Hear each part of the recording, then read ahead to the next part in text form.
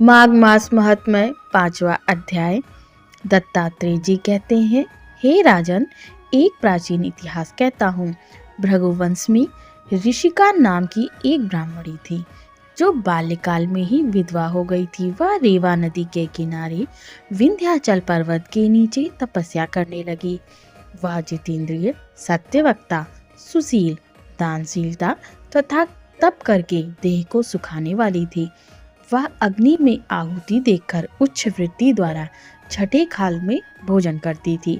वह वलकल धारण करती थी और संतोष से अपना जीवन व्यतीत करती थी।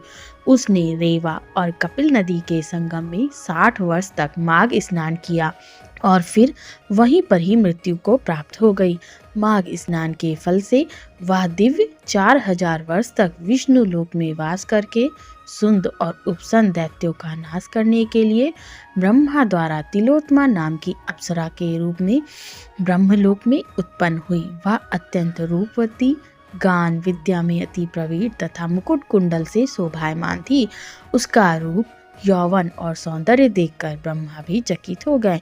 वह तिलोत्तमा रेवा नदी के पवित्र जल में स्नान करके वन में बैठी थी। तब सुंद व उपसुंद के सैनिकों ने चंद्रमा के समान उस रूपवती को देखकर अपने राजा सुंद और उपसुंद से उसके रूप की शोभा का वर्णन किया और कहने लगे कि कामदेव को लज्जित करने वाली ऐसी परम सुंदरी स्त्री हमने कभी नहीं देखी। आप भी चल कर देखें। तब वह दोनों मदिरा के पात्र रखकर वहां पर आए जहां पर वह सुंदरी बैठी हुई थी और मदिरा के पान विहल होकर काम क्रीड़ा से पीड़ित हुए और दोनों ही आपस में उस स्त्री रत्न को प्राप्त करने के लिए विवादग्रस्त हुए और फिर आपस में युद्ध करते हुए वहीं समाप्त हो गए। उन दोनों का मरा हुआ देखकर उनके सैनिकों ने बड़ा कोलाहल मचाया। तब तिलोत्तमा काल रात्रि के समान उनको पर्वत से गिरती हुई 10 दिशाओं को प्रकाशमान करती हुई आकाश में चली गई और देव कार्य सिद्ध करके ब्रह्मा के सामने आई। तो ब्रह्मा जी ने प्रसन्नता से कहा, हे चंद्रवती,